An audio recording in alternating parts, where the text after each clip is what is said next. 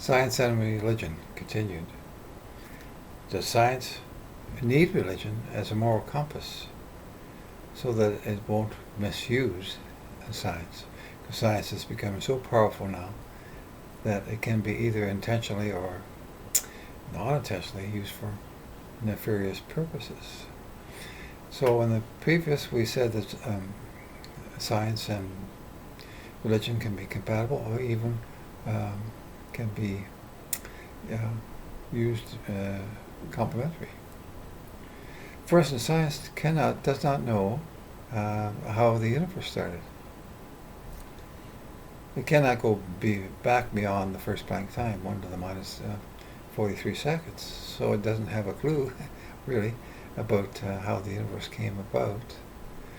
And then at 1 second, it doesn't understand how all the mass was created, because it had one extra particle for every 100 or a million or a billion antiparticles, which went on to create the universe.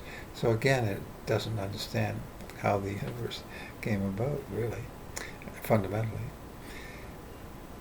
And then, really, it only understands 5% of the universe, because there's 70% dark energy, which is needed to explain how the universe is accelerating,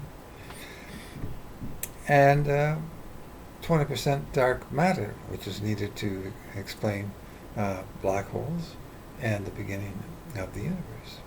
It needs more mass and more gravity. And also, there seems to be, in quantum field theory, everything starts off as waves, and it needs something or somehow somebody to observe it, really, before the waves can change into particle, into mass. So those are questions that religion can answer, where science can't, if you like. Now, I've also said that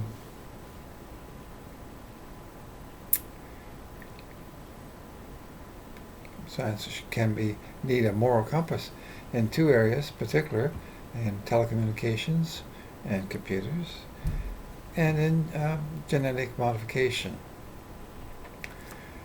We now are able to modify the DNA of plants, have been for a while, and we're doing it now for animals as well. Now, through the process of mutation, that happens over a long time. But if we deliberately change it, then are we getting into areas that we maybe should be cautious about? In particular, if we want to change humans. Religions usually think of humans as being temples and sacred, and that shouldn't be modified. But maybe it's a good idea if you think that maybe we can change the DNA to eliminate multiple sclerosis, for instance, some genetic diseases. But where do we stop? I mean, the group in power, and rather than just trying to have the thought police, they may want to change your thoughts. They may want to actually change your physical attributes to be more like them. And don't think that this may not happen. You can order if you want a blue-eyed boy, or you could have them change the DNA so they would have blue eyes, etc. Just think what the Nazis could do with that. Or the master race. Everyone could be part of the master race. Well, in other countries that might do, not the communist countries. China is a communist country, and it's using telecommunications to control all the Uyghurs. The Uyghurs do not have the same language, and they are not belong to the right group identity. So they're changing their thoughts. They have thought police, because China is a totalitarian dictatorship. The 5 criteria for a totalitarian state is one, that they only have one party.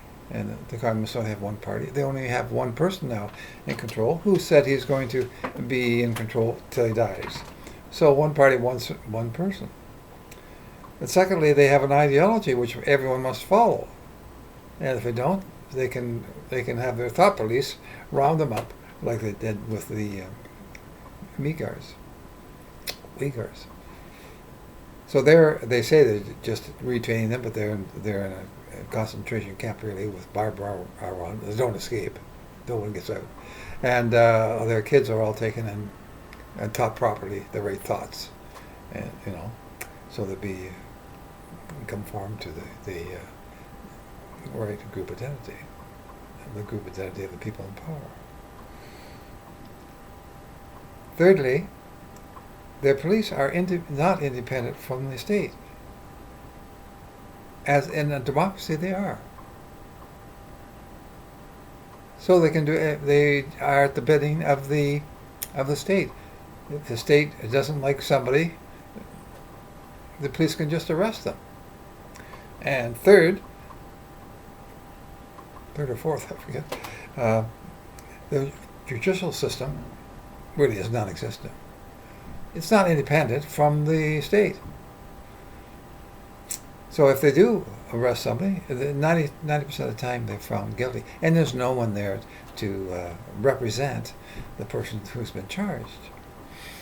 They recently just charged 2 Canadians with Homeland Security problems, which is a trumped-up charge as a retaliation to Canada, because we arrested the vice president of their telecommunication company because we have an extradition treaty with the United States, so we did it on their behalf. And on the democracies, we say that the judicial system is independent from the people in power. And this is what we're trying to convince China, but they of course don't understand that, because no, their justice is dealt out as they see fit by the party.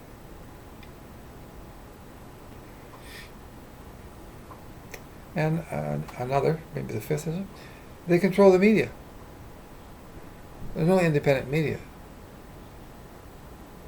So they basically monitor the media, and they cannot say anything that is against the party in power. Whereas in a democracy, the media is there, journalists and so on, to hold the people in power accountable. Just like the opposition party, well, we have the press, so they can't get away with a lot of the things that they could otherwise. So those are the criteria for a totalitarian system. The other thing is, with the Communist Party, look at the Soviet Union. The Soviet Union broke down, basically, because there was a race to the bottom. And we have to be careful about that in the West, because everybody's telling you about equity. And equity means equality of outcomes. So everybody has the same outcome regardless of what you do. No, in a democracy, there should be equality of opportunity, yes, but not equality of outcomes. Because that's a race to the top. Somebody that does better and can benefit himself and benefit the company he works for, benefit the community, should be rewarded more, should be a hierarchical. Everyone shouldn't get the same results. That's communism. It's a race to the bottom. Do the least amount of work you can get away with, and to get the same amount of rewards. Ask anybody that's lived in a communist country, in the Soviet Union. They'll tell you exactly that. And we're on that slippery slope if we don't be careful when we talk about equity. Now, it doesn't mean that we shouldn't mistreat any group. The whole Black Life Matters because there's abominable treatment by the police on blacks. That's not what I'm talking about. No, I'm talking about giving them that opportunity and making sure that they are not abused, for instance, in that case. But to say that you have to give them, there's automatically, they have to be represented, for instance, in every symbol, regardless of whether they deserve it. Because there's more things, and of course some of the groups think that power is everything. No, you also have to get to the top, you should be, work harder, strive harder, have the more drive, the willingness to work, and the intelligence. Simple.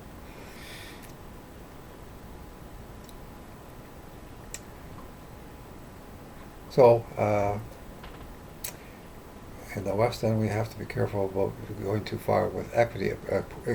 That's a communist type of philosophy. Do the least number of the least amount of work for the same outcome, equity, as opposed to, yes, equal opportunity, of course.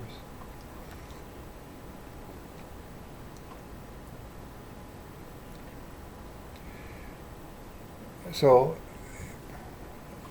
another country which is even a communist country, unbelievable, North Korea, which only can exist because China supports them, because there's an embargo put on oil, which by the United Nations, which China ignores. Their system, they have one dictator really, and they're kept in the dark. The whole population is kept in the dark, literally and figuratively. If you take a picture at night of Asia, you'll find that North Korea is completely in the dark except where the rulers work or stay. And they don't when their education, it doesn't teach anything about the outside world. They're taught mainly just to idolize their leader. Now they do take some math, and the math they take is, you think it couldn't be political. Mathematics is the same everywhere. But the way they teach it is they say if you have 5 American bastards and you kill 3 American bastards, how many American bastards do you have left? That's their education. So they have no idea what's going on in the rest of the world. No idea. And there's only been very few people escape, and they wouldn't know what to do if they did escape. But there's 500 apparently made it into the United States in the last 70 years. But they can get out, but that's only if the ruler sells them as slaves to China. That's how they make. He makes money, so he can live off the hog, high off the hog, and also produce nuclear weapons to threaten the rest of the world.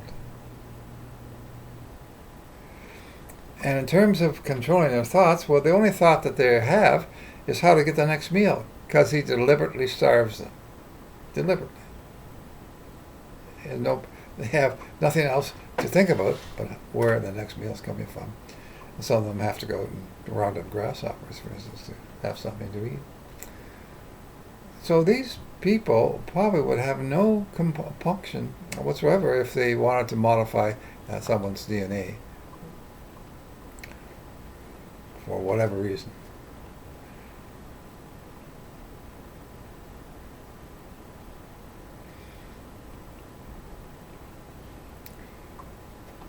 Now, as I said, China uses telecommunications and computers, technology, science and technology, to monitor their citizens, particularly the Uyghurs. The rest of the population that they haven't incarcerated, they give identity cards. They have to use that to do anything, and they monitor if they have telephones. they monitor to make sure that everything they say, so they can't have they can't say anything against the leader.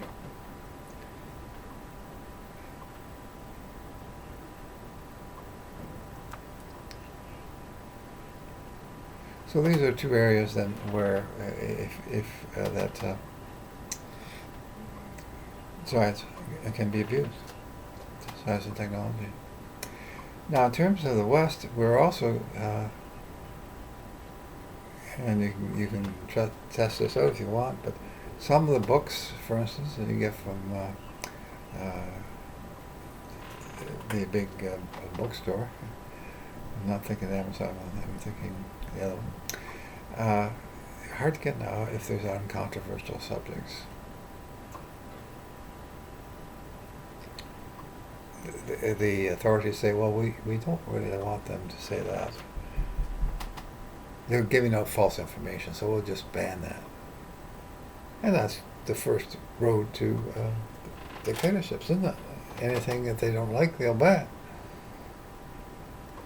There is a controversy about vaccinations. There seems to be back when they started to vaccinate all the kids in 1990, give them multiple vaccinations all mixed together.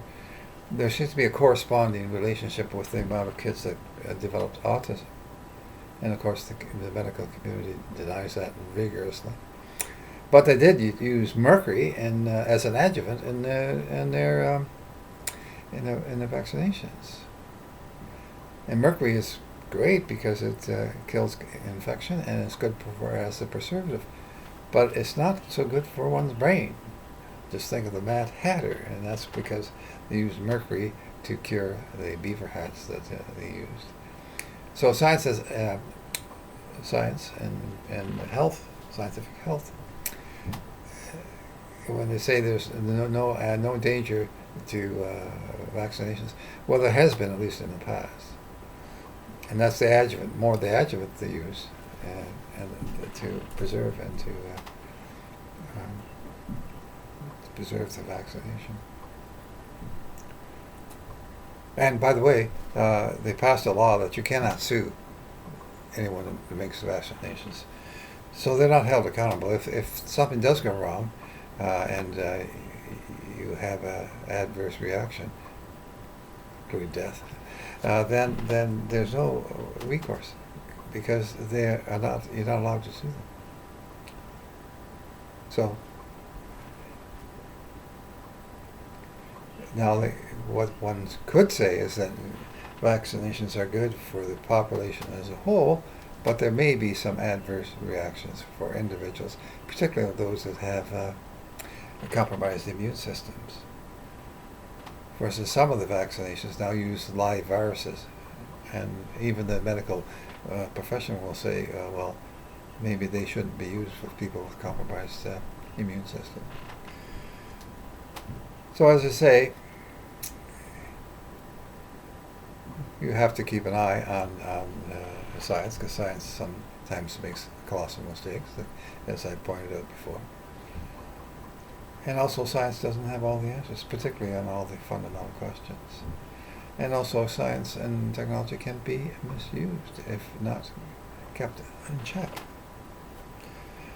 So I thought I'd just end on that, and I hope you enjoyed the videos. Bye for now.